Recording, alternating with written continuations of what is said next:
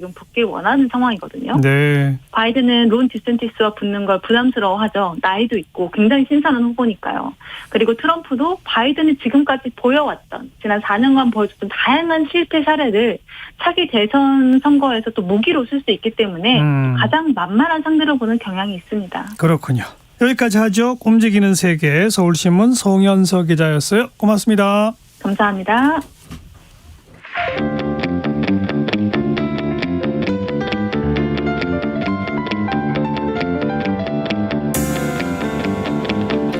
돌아가지 않습니다. 직진 본능 직설하고. 말 돌리지 않습니다. 할 말은 합니다. 직진 본능 직설하고 인사이트 K연구소 배종찬 소장, 공론센터 장성철 소장 두 분 오늘도 나오셨습니다. 어서 오십시오. 네, 안녕하세요. 안녕하십니까. 네, 이번 주에 정치권 이슈들 뭘 주목하십니까? 많아요. 서울시 경계공보 발령 논란, 예. 선관위 자녀 특혜 채용 논란, 노조 시위 가행 진압 논란, 방통위원장 관련된 논란, 민주당의 계파 갈등 논란, 예. 다 논란입니다. 예. 배종찬 소장 더 추가할 게 진짜 없겠는데요? 두세 가지 있죠. 뭐요? 체포 동의안도 있을 테고요. 그다음에 후쿠시마 시찰단이 발표를 하고 난 이후에 아직까지 뭐 본격화되지는 않았지만 예. 후쿠시마 관련된 이슈도 있고 예. 그 외에도 더 있을 것 같은데 워낙 많아서 이 정도로 하겠습니다. 두 분이 다 말 안 한 거 국민의힘의 5인회 논란. 오인의 논란이네요. 오인회요? 네. 5인회가 있긴 있어요? 있다고 봐야 되겠죠. 왜냐하면 아침에 8시에 샌드위치를 먹으면서 김기현 당대표 주재로 뭐 사무총장, 부총장, 뭐 수석 정책위 의장. 네, 수석 대변인, 정책위의장 이렇게 모여서 현안과 관련된 논의를 한다고 하거든요. 아, 그건 당무 일상 점검 회의잖아요. 네. 그거 말고 진짜 실세들의 5인회가 있다는 거 아닙니까? 그런 오인회라면 아마 그렇게 8시에 샌드위치를 안 먹고요. 아니, 그러니까 그 모임 말고요. 네, 있을 것 같아요. 그러니까 누구냐고요? 혹시 아냐고요? 그쪽 출신이라 물어보는 거예요. 저는 장제원 의원이 가장 큰 1번. 실세가 아닐까라는 좀 생각이 들어요. 예. 왜냐하면 이철규 사무총장과 함께 예. 지금 당에서 대통령과 상당히 가깝다라고 볼 수밖에 없고요. 근데 좀 여기서 또 갈리는 게 박성민 부총장하고 장제원 의원하고 또 사이가 안 좋다. 이런 얘기가 있어요. 그래서 이 오인회라는 것들이 누구는 사이가 안 좋다고 그러고 누구는 원조 윤핵관, 친윤핵관 뭐 이렇게 부르기도 하고. 근데 제가 그러니까 박성민 의원은 대통령하고 아주 정말 밀접하고 가깝고 사이가 좋고 대통령께서 신뢰하는 분이다. 왜 그렇게 둘이 가까워요? 뭐 울산에서 상당히 가까워지셨다고 그렇게 얘기하더라고요. 그래서 예전부터 상당히 친밀하게 여러 가지 논의를 했는데 당무와 관련된 일은 그러니까 새로운 지도부가 들어서기 전에는 박성민 의원과 상의했다 뭐 그런 얘기가 있거든요. 그러니까 박성민 의원과 장제원 의원은 또 사이가 안 좋다 뭐 이런 얘기도 있어가지고 상당히 좀 논란이 많은데 결국에는 당무를 가장 확실하게 주요하게 뭐 결정할 수 있는 권한이 사무총장한테 있잖아요. 사무총장은 장제원 의원하고 가깝기 때문에 장제원 의원이 맞고 실세다라고 볼 수는 있겠죠. 아, 그거야 뭐 대통령 선거 이전부터 장제원 실세라는 건 모두가 다 인정하는 거고 그렇지 네. 않습니까? 아무튼 이 5인회 논란은 근데 뭐 하나 확인되는 게 없죠. 진짜 말 그대로 오인회가 오인을 받고 있는 건지 실체가 있는 건지. 근데 결과적으로는 오인회를 가장 이제 의심스러운 눈치를 보는 거는 막 공천 관련이겠죠. 예. 공천 관련해서 사실상 이전에 윤핵관을 주축으로 한 오인회의 구성이 핵심이냐 아니면 김기현 대표를 중심으로 해서 공식 당직에 있는 사람들이 주축이냐 이 오해가 계속 엇갈리는 상황인 거죠. 그러니까요. 예. 계속 엇갈리는데 뭐가 정말 실체인지는 확인 불가인 상황으로 그럼요. 그냥 계속 가는 거죠. 비공식 조직이 그 그러니까요. 가능성이 높다고 봐야 되지 않을까요? 그냥 근데 논란의 논란이죠 뭐. 예전에 이제 2017년도에 막 막장 공천이 있었잖아요. 그때 당대표가 있었고 최고위원회가 있었는데 공천을 사실상 했던 그룹은 따로 있다. 그게 이제 대통령 청와대의 현기환 수석 그리고 이한구 공천관리위원장 그리고 최경환 윤상현 예. 이 두 분이 마쿠에서 실력을 발휘했다. 이렇게 소문이 있었거든요. 그렇죠. 그러니까 맞는 것 같아요. 그냥 그러한 이너서클들은 언제나 있다라고 언제나 말씀드려요. 있는데 그게 누군지는 조금 지나야 밝혀지는 그렇죠. 그런 거죠. 근데 거의 다 밝혀진 것 같아요. 이분들이죠. 뭐. 네. 그 정도 하고요. 그 맨 처음에 장성철 소장이 이 서울시의 문자, 재난 문자, 오발령 소동을 얘기하셨는데 서울시 오세훈 시장은 뭐 오발령은 아니다라고 했습니다만 어떻게 보십니까? 오발령이라고 봐야죠. 왜냐하면 17개 시도에 행안부에서 다 보냈는데 서울시만 저렇게 발표했잖아요. 그럼 당연히 오발령이다라고 봐야 될 것 같고 기본적으로 뭐 백령도, 연평도 이런 쪽으로 날아가는데 서울시에서 대피하라고 한 것은 상당히 무리한 발령이 아니었느냐라는 좀 생각도 듭니다. 근데 저는 이 사건과 관련해서 가장 좀 문제를 삼고 싶은 거는 책임 공방이에요. 예. 행안부는 서울시가 잘못했어요. 서울시는 행안부랑 수방사가 이렇게 우리한테 보내줬는데 우리는 어떻게 해요? 대통령실에서는 아니, 서울시가 조금 좀 과한 행동을 한 것 같아. 이런 식의 일들이 벌어지고 있잖아요. 국민들은 불안한 거죠. 관계당국끼리 이렇게 우리는 잘못 안 하고 쟤네들 때문에 우리가 조금 실수한 것 같아. 이런 식의 표현을 하는 것은 문제가 있는 것 같습니다. 그럼 진짜 누구 책임이에요? 결론적으로 말씀드리면 아까 말씀드렸듯이 서울시 담당관이 좀 판단을 좀 잘못한 것 같아요. 근데 참 더 핵심은 뭐냐면은 뭐 오발령을 했느니 뭐 서울시가 먼저 보냈느니 이것도 이제 따져봐야 될 부분입니다만 더 궁극적인 것은 저는 혼선이 실제로 있었냐 없었냐의 문제입니다. 국민들에게 이 재난 상황인데. 그런데 재난 상황이 발생해서 일단은 우선 정확성입니다. 뭐 때문에 왜 서울시에서 있는 주민들이 대피해야 되는지를 그 문자만 가지고는 알 수가 없어요. 그러니까 무엇 때문인지가 빠졌고 빨리 예를 들면 또 어디로 가라는 그렇죠. 얘기도 빠졌고 어디 바로 그 말씀드린 겁니다. 어디에서 뭐 미사일이 발사됐는데 지금 어떤 상황이고 빨리 대피하라. 두 번째는 이제 구체적인데 그럼 어디로 대피해서 그러니까요. 만약 우리 KBS가 있는 여의도의 경우에는 국회의사당역 1번 출구로 가면 관계 요원들이 있어 안내를 받을 수 있다라든지 아니면 세 번째는 이제 보안성입니다. 보안성은 뭐냐면 확성기가 울렸는데 거의 안 들렸다는 겁니다. 예. 그거 왜 사전에 점검하지 않았죠? 예. 확성기가 얼마나 들릴지 여부. 근데 그런 부분들에 대해서는 서울시도 그렇고 행정안전부도 할 말이 없는 것이고 더 핵심은 잘못했으면 잘못했다고 사과를 하면 되잖아요. 왜 그렇게 또 변명이 많죠? 네. 뭐 해서 그거는 아닌 것 같고 어떻게 해서 그거는 서울시인 것 같고 서울시는 또 우리는 과잉이 아니고 과잉을 또 할수록 더 좋은 거고 뭐죠 도대체? 근데 저는 오세훈 시장과 발언과 관련해서 한 가지 유감인 게 있어요. 뭐죠? 뭐 재난과 국민의 안전을 위해서는 과잉 대응이 맞다 이런 식의 얘기를 했었거든요. 그러면은 왜 지난번 이태원 참사 일어나기 전에는 왜 과잉 대응 안 했어요? 그러게 말해요. 자기 모순 행동이거든요. 그러니까 이러한 것은 자꾸 다른 비판과 논란을 나올 수밖에 없거든요. 배 소장님 말씀하신 것처럼 좀 실수했던 것은 그냥 사과하고 제도적인 보완을 하겠다라고 얘기하면 좋은 것 같은데 그래도 오세훈 시장은 고개 숙여서 사과는 하긴 했습니다. 네. 아무튼 정리하면 이 재난 사고 그리고 북한의 미사일 발사 이게 다 유형들이 좀 다르잖아요. 네. 미사일 발사는 그러면 뭐 장거리냐 위성 발사냐 또 미사일 발사의 방향이 어느 쪽이냐 등등 그러면 이 판단의 주체는 누가 돼야 하는지 맞습니다. 지자체인지 그렇죠. 중앙정부인지 뭐 무조건 북한 미사일은 중앙정부죠. 제가 그럼요. 보기에. 예, 그럼 예. 중앙정부가 어떤 발령을 했을 때 지자체와는 어떤 관계를 맺어야 하는지 이런 게 딱딱딱딱 매뉴얼로 정리돼 있어야 되는 거 아니에요. 정리돼 있어야 하는데 그것이 지금 안 돼 있는 것 같아요. 그래서 혼선을 불러일으켰고 그러니까요. 대통령과 대통령실에서도 이거 여러 가지 문제가 있는 것 같아. 그러니까 예. 제도적으로 좀 보완을 해봐라고 예. 얘기를 했고 국무총실에서도 사태의 원인을 좀 파악을 하고 여러 가지 제도 개선을 하겠다라는 이번에 입장이고. 마무리 지어야죠. 예, 그리고 서울시에서도 조례를 좀 개정을 해서 예. 재난 문자를 보낼 때 뭐 내용 일시 구체적인 사안 뭐 이런 것들 다 포함하는 조례를 개정하겠다고 하는데 문제가 있어요. 뭐요? 재난 문자는 지금 통신사와 뭐 업무 협조를 맺어서 무료로 하잖아요. 근데 그 단어 개수가 넘어가면 유료화할 수밖에 없거든요. 그러니까 이런 것도 통신사랑 그것까지 해야죠. 해야 돼요. 예. 네. 예. 그다음 언급했던 게 성관이 자녀 채용 뭐 11건 그래서 뭐 검찰의 수사 의뢰까지 해야죠. 지금 한 상태고 이건 뭐 누가 봐도 이 도대체 좀 이럴 수 있느냐. 이게 문제가 안 될 거라고 생각했던 그 구조 자체가 문제다. 다들 이제 이렇게 지적하지 않습니까? 그렇죠. 분위기상. 그런데 법률적으로 지금 미비한 점이 있다는 거잖아요. 그 인사 채용 비리 문제를 감사원이 감사할 수 있는지 없는지에 대해서 감사원법에 의해서 할 수 있다라고 하고 선관위는 공무원법에 의해서 못 한다고 하고 이 법적 논란도 정리를 해야 되지 않나요?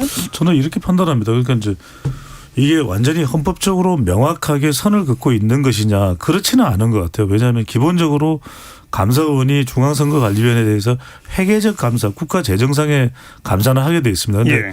업무적 감사는 이제 독립기관, 헌법상 독립기관이라고 이야기하는데 그럼 중앙선관위에 대한 잘못이 있을 때 감사는 누가 하죠? 중앙선관위에 맡겨두면 됩니까? 감사가 없어요. 감사 기능이 없어요. 국정감사해야죠. 감사 기능이 없어요. 그래서 저는 이런 경우에는 어떤 식으로든 감사를 할 수단을 만들 필요가 있는 것이고 두 번째는 이 정도 지경이 됐으면 중앙선관위 내에서 자정활동을 못한 거잖아요. 그 인사 담당자에게 이 위기에 의해서 내가 아는 누가 이게 좀 지원을 했어. 이거는 정말 이 채용 폭거입니다. 채용 예, 폭거. 그렇다면 예. 오히려 이럴 때 노태학 중앙선거관리위원장이든 아니면은 전체 그 중앙선관위 공무원 일통이 그 안에도 공무원 노조가 있을 거 아닙니까? 이런 경우에는 감사원이 얼른 들어와서 이 부분에 대한 적극적인 감사를 요구하는 것이 맞을 것이고 여기서 또 한 가지 조심해야 될 것은 이른바 감사원은 또 유병호 이 감사원의 이 사무총장이 너무 부각되는 것도 좀 상당히 저는 이것도 부담스러운 일이에요. 무슨 타이거 팀이 들어간다. 무슨 타이거 팀이고 샤크 팀도 있고 이런가요? 그냥 해야 되는 그 매뉴얼에 따라서 조사를 하면 되지 않을까 싶습니다. 그런데 저는 법적인 근거가 없는 그러게요. 그러한 직무감찰은 절대로 해서는 안 된다고 생각이 들어요.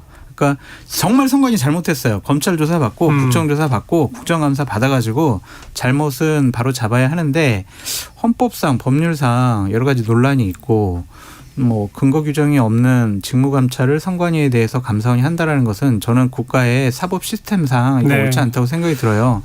국회 사무처에 대해서 감사원이 감사 못해요. 대법원과 관련해서도 감사원이 감사 못해요. 왜냐? 그렇게 법이 되어 있으니까요.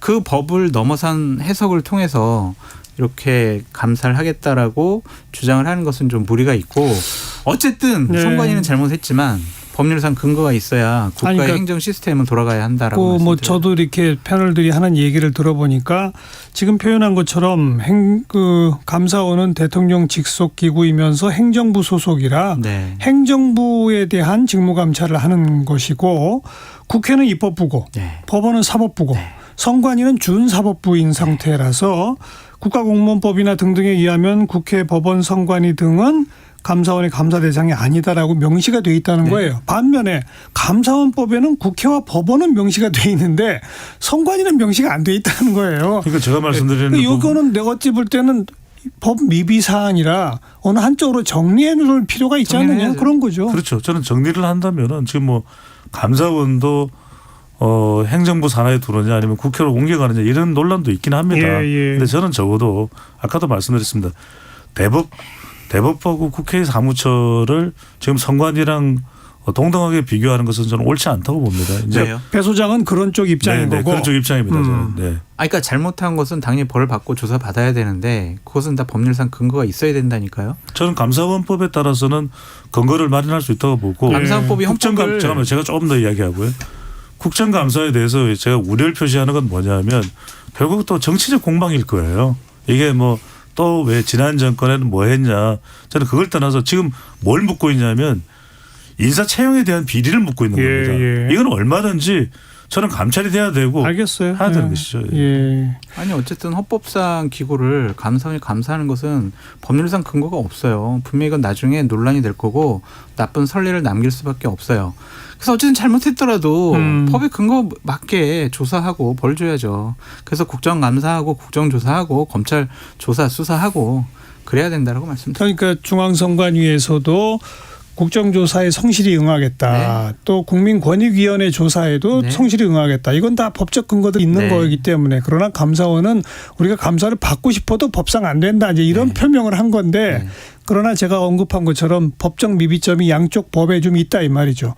요거는 이번 논리 차지에 좀 정리를 할 필요가 있다는 그 말씀까지 덧붙이고요. 1시 34분 향해 가는데요. 잠깐 교통정보 전해드릴게요. 유하영 씨. 네, 고속도로는 나들이를 마치고 집으로 돌아오는 차들이 많아졌습니다. 경부고속도로 서울 방향 옥산에서 청주까지 밀리고요. 기흥에서 막힙니다. 서울 도심에서는 양재에서 반포까지 정체고요. 서해안고속도로 서울 쪽으로 당진에서 서해대교까지 막힙니다. 그 사이 송악 부근 3차로에서 사고 났습니다. 주의하셔야겠고요. 논산 천안고속도로는 천안 쪽으로 정안 휴게소에서 정안 나들목까지 밀리고 남풍새 나들목부터 풍새 요금소까지 주춤합니다. 강원도에서 서울로 향하는 길은 서울 양양고속도로 서울 방향 서종에서 화도까지 정체고요. 반대 양양 쪽으로도 화도 주변에서 10km 막힙니다. KBS 교통정보센터였습니다.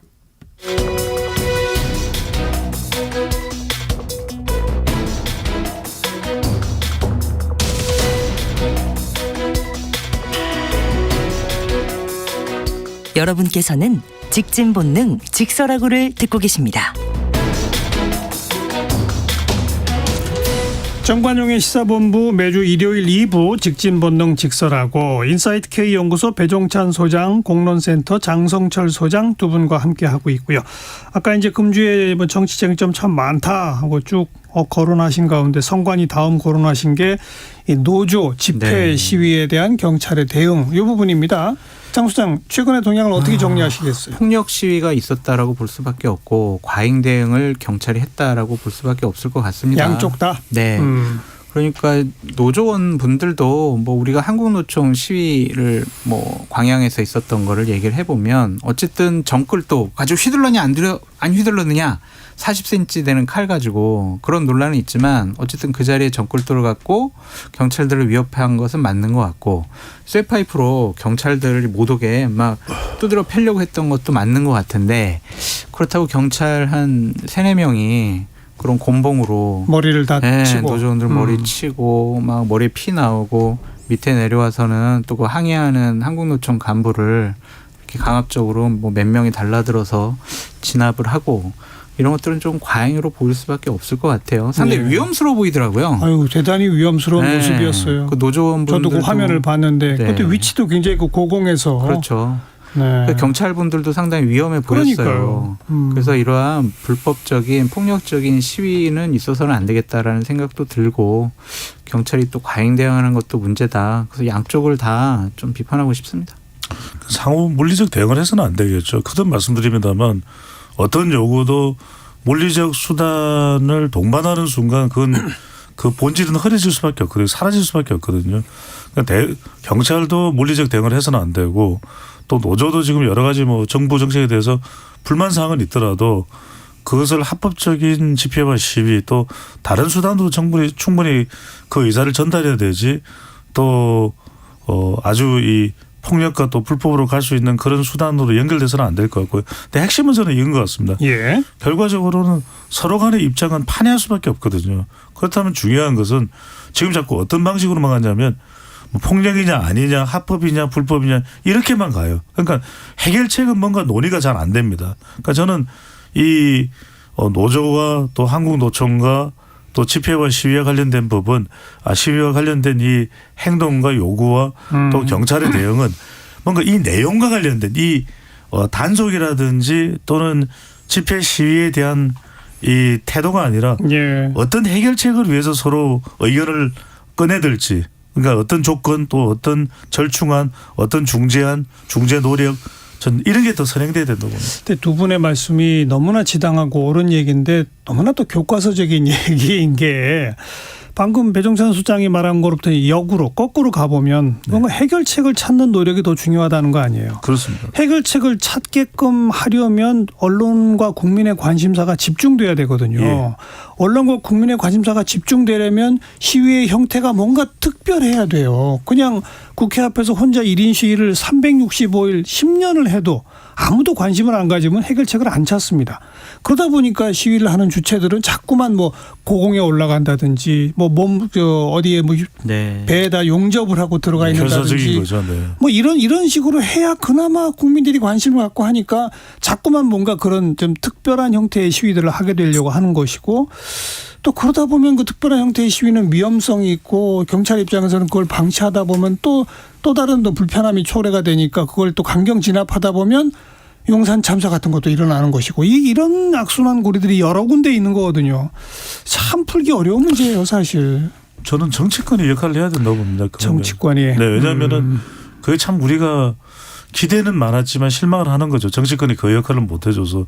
저는 그래서 정치적 공방 이전에 결과적으로는 노동계가 됐든 아니면 경영계가 됐든 다 모든 국민들을 대표해서 지금 정당이 그 역할을 하고 있는 거 아니겠습니까? 예. 그러면 거기서 나와서 어느 한쪽만 요구할 게 아니라 네. 전 자꾸 절충안을 꺼내 들어야 된다고 봅니다. 그리고 또 다양한 기구들 지금 경사노위 같은 경우에 작동이 잘 안 된다면 중앙노동위원회 같은 경우에는 작동이 가능할 수도 있거든요. 너무 꽉 막혀 있는 곳은 아니기 때문에. 그럼 저는 여러 곳을 좀 두드리고 해서 조금씩 해결책을 마련하는 쪽으로 그래도 가야지 너무 지금 윤석열 대통령의 강경한 대응 또 노동계에서는 윤석열 정부 도저히 믿을 수가 없다. 도저히 서로 대화 상대가 아니다. 퇴진하라 이러잖아요. 예, 이렇게 가면 답을 찾을 수는 없고 뭐 5년 내내 예. 이게 이제 반복되겠죠. 예. 저는 정치인권 개입하는 것은 좀 문제가 있다고 봐요. 정치인과 정당이 개입하는 순간 그 노동, 파업, 집회, 시위의 순수성을 잃어버린다고 생각이 들거든요. 정치인들한테 이용당할 가능성이 높다. 그래서 저는 정치권의 개입은 최소화해야 된다라고 말씀을 드리고 배 소장님께서 말씀하신 것처럼 경사노위 이런 곳에서 노동자들과 사업주들과 대화 타협하라고 만들어 놓은 단체잖아요. 예. 거기서 김문수 위원장이 역할을 제대로 못하면 뭐 김문수 위원장 바꾸든지. 지금 교체설이 계속 돌고 있어요. 네. 그리고 김문수 위원장만 거기 있는 거 아니잖아요. 뭐 부위원장도 있고 여러 가지 실무 담당자들도 있으니까 그분들이 좀 적극적인 노력을 해줘야 되지 않겠느냐라는 좀 생각이 드는데 제가 상당히 좀 위험스럽게 보는 것은 지금 노조와 경찰 간의 대립과 갈등에 위험도가 점점 에스컬레이터 하는 것 같아요. 예. 여기서 자칫 잘못하면 뭐 큰 사고 날 수 있어요. 불상사가 나면은 이거는 되돌릴 수 없을 것 같아요. 네. 그래서 자꾸 뭐 대통령과 뭐 집권 여당에서는 노동개혁해야 돼. 그러기 위해서는 노조의 불법적이고 이런 집회 시위 이거는 제대로 공권력을 발휘해가지고 막아야 돼라고 생각하는 것도 옳지만 그전 그 방향이 옳다고 생각이 드는데 그거를 자꾸 그냥 대립구도로만 해서는 안 될 것 같고 좀 대화와 타협도 한번 해보시라라고 말씀드립니다. 경찰도 대화 타협을 할 때는 해야 되는 거거든요. 네. 그렇죠. 네. 네.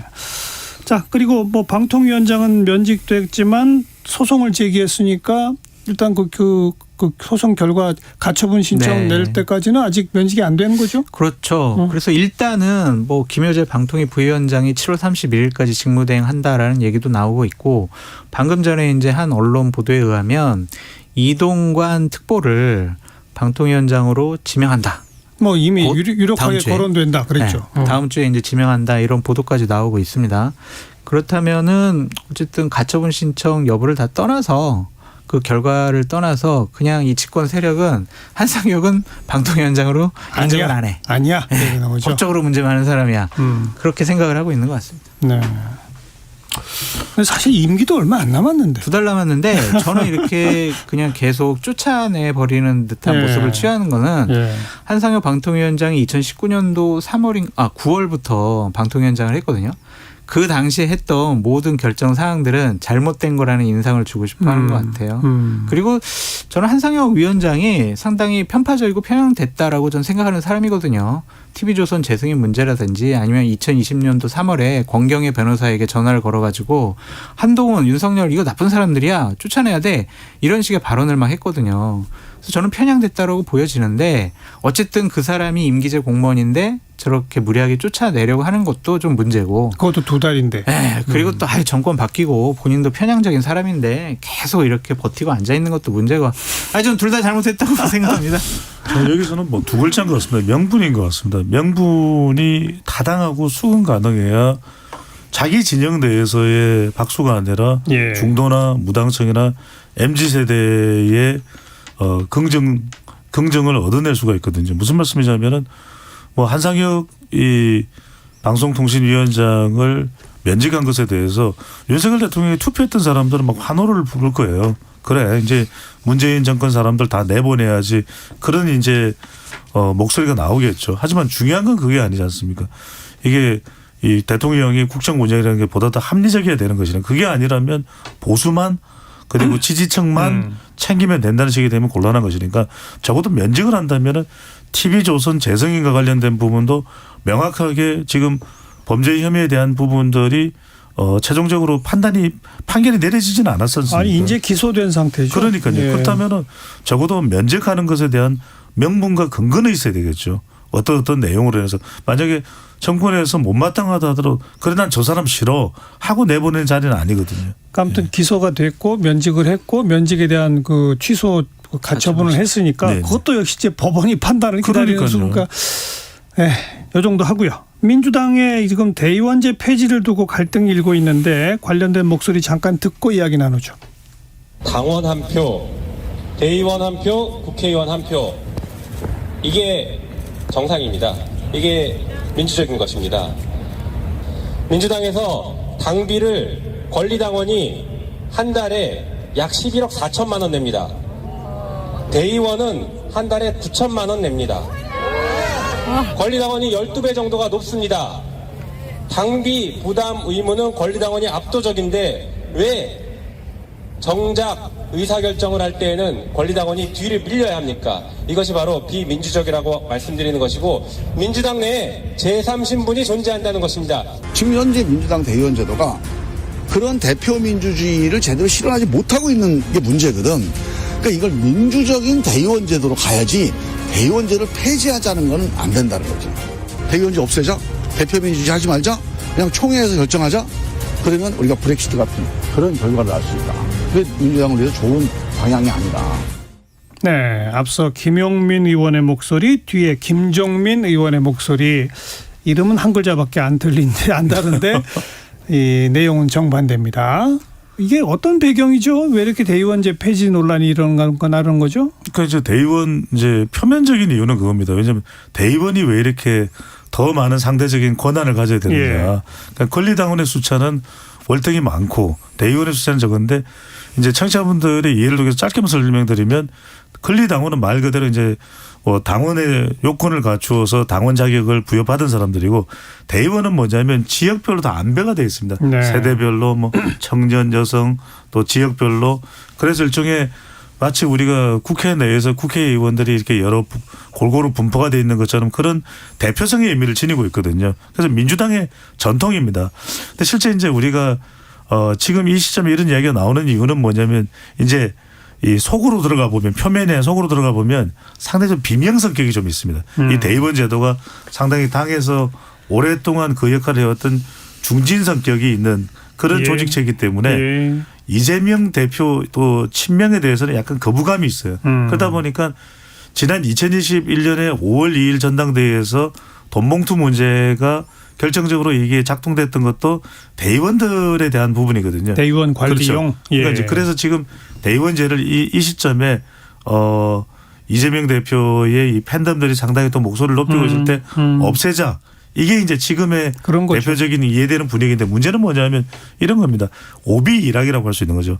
좀 더 논의돼서 그럼 뭐 내년 총선 뒤에 이걸 더 논의해서 왜냐하면 대의원은 전당대회 때 중요한 거니까 또 당의 의사결정을 할 때 예. 그때쯤 우리 충분히 논의해서 바꾸자 이렇게 되면 되는데 지금 이제 이재명 대표 쪽에서는 탄력받았을 때 대의원제 없애버릴까 이런 이제 주장들이 나오기 시작하는 거죠. 그리고 이재명 대표 팬덤들이 대거 당원으로 입당을 하면서 그렇죠. 네네. 평당원들의 권리당원들의 이 발언권이 세져야 이재명 대표가 공천을 하거나 하는 등등에서도 힘이 세진다 이런 건 거잖아요. 그러니까 당을 장악하기 위한 수단으로 지금 대의원제를 폐지하냐 존속시키냐 아니면 권리당원의 권한을 확대시키느냐 그런 논란이 있는 것 같습니다. 결국에는 계파 갈등으로 불러지는 것 같고요. 예. 저는 민주당이 대의원 제도를 유지하더라도 그 권한은 좀 축소시킬 필요가 있어요. 대의원들의 표 한 표가 권리당원 60표라는 거는 말이 안 되잖아요. 그러니까 이런 제도를 뒀다는 것 자체가 예. 정당의 비민주성을 드러낸 것이다라고 볼 수밖에 없습니다.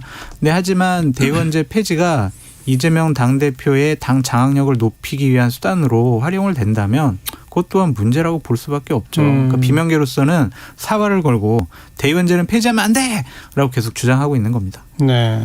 그 이제 국회의원 공천 과정에서는 각 지역마다 이제 경선을 하잖아요. 네. 그 경선의 표도 대의원의 한 표랑 당원의 한 표가 달라요? 일단은 전당대표만으로 알고 있는데 그죠? 예.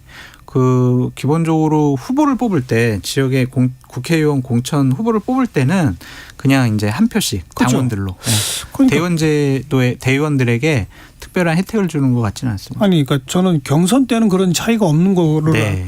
저는 그동안 알고 있는데 만약 그게 맞다면 전당대회에서만 유독 60표를 준다. 정말 좀 손볼 필요가 있는 거죠. 그렇죠. 그 비율 때문에 그래요. 저번에는 이제 이재명 당대표 되기 전에는 45% 대의원들이 그 비율을 잡았었는데 30%로 줄였거든요. 그래서 줄여가지고 60표가 된 거예요. 그러니까 그거를 그렇게 할 필요가 없는 거예요. 그냥 동등하게 하면 되는 건데 좀 이해가 되지 않는 제도는 맞습니다. 그런데 정화정 그 말씀대로 개혁의 목소리가 나오는 건 맞는데 왜 이 시점이냐라는 것인 것 같아요. 그래서 저도 만약에 좀 더 논의해보고 이게 그래도 꾸준히 존속해왔던 제도인 만큼 찬반이 엇갈릴 수 있으니까 더 합리적으로 또 실제 이것이 생산적인 결정이 되도록 좀 더 논의하자 이러면 되는데 예. 지금 당장 없애자 하면 이렇게 이제 비난의 목소리가 비등해지기 때문에 그에 대한 또 반발이 이 비명계를 중심으로 해서 나오고 있는 것이죠. 그리고 이거는 당 혁신위원회를 어떤 위상으로 언제쯤 어떻게 출범시킬 것인가 하는 논의랑도 다 연결이 되어 있는 거 아닙니까? 맞습니다. 네. 다 그냥 이게 공천권하고 연결된 거예요. 그러니까요. 공천을 어떻게 할 것이냐, 공천에 누가 유리하냐 불리하냐, 이재명 당대표 공천권 내려놔라. 지금 이 싸움이 계속 되고 있는 것으로 보여집니다. 네. 또 하나 민주당 내부의 지금 핵심 쟁점이 상임위원장 자리 뭐 정청래 수석 최고위원이 뭐 계속 해야 되겠다. 뭐 딴 사람들은 뭐 의견이 통일되면 안 하겠다. 이게 또 거슬러 가 보니까요. 이번 국회 처음 구성할 때 맞아요. 상임위원장 배분 논의하다가 네. 결국 결렬이 돼가지고 민주당이 18개 상임위원장을 싹쓸이 했던 적이 있잖아요. 맞습니다. 초반부에. 네. 2020년도. 초반부에 18개 상임위원장을 싹쓸이 하다 보니 그 이전에는 무슨 뭐 원내대표다 또 최고위원이다 이런 걸 하면 상임위원장 안 맞는 관례가 있었는데 그렇습니다. 네. 그렇게 하다 보니 18명을 채울 수가 없더라는 거예요. 그래서 최고위원도 원내대표도 뭐 아무튼 중요 당직을 맡은 사람도 상임위원장을 하는 식으로까지 이미 한번 뚝이 네. 터졌는데 네. 다시 이제 11대 7로 나누면서 그 터진 뚝을 다시 메우자. 이미 터졌는데 뭘 그러느냐. 뭐 이게 또 깔려 있더라고요. 근데 그것도 문제 같아요. 국회 관례상 이런 일이 벌어지는 것은 좀 바람직스럽지 않다라고 보여지는데 세 분이 문제입니다. 박홍근 전 원내대표를 교육위원장 시키자. 한정희 전 환경부 장관을 보건복지위원장 시키냐. 가장 논란이 되는 정청래 최고위원 겸 직전 과기정통위원장이었던 사람을 행안위원장 시키자. 이렇게 얘기가 돼서 지금 당의 의원들이 이거 뭐냐 도대체 원내대표 했던 사람까지 또 상임위원장 시키냐 그랬는데 박홍근 한정희 두 의원은 아니 그래요. 의원들이 그렇게 하면 나 안 할래요 그러는데 정청래 의원은 뭔 소리야. 나 해야 돼. 나 행안위원장 할 거야. 원래 약속이었잖아. 지금 행안위원장 내가 물러나는 거는 나만 물러나는 게 아니라 아마 다음엔 이재명 대표야. 뭐 이런 얘기까지 하죠. 그래서 안 물러나려고 하는 거예요. 짧게 말씀드리면 사실은 겸직하면 그게 좀 부담스러운 일이죠. 왜냐하면 양쪽 일을 다 뭐 할 수도 있겠지만은 그 자리라는 게 국회의원 지금 170여 명이 되는 더불어민주당 내에서도 예. 중진들이 있는 것이고 또 하나는 뭐냐면 상대적인 건데 박홍근 한정희 의원은 당원들이 또 당내 원내에서 그렇게 우리 당 내에서 국회의원들이 원하지 않다면 우리는 마다하겠다라고 하는데 정청래 의원이 그 자리를 고집할 굳이 이유가 있을까 싶은 생각이 그렇죠. 드는 거죠. 네.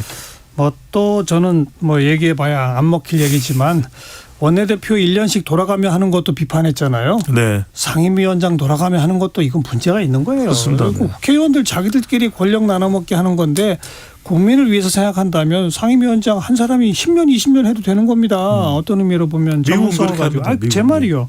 그런 의회를 좀 보고 싶은데 말해봐야 안 먹히겠죠. 또 안 먹힙니다. 여기까지 합시다. 네, 직접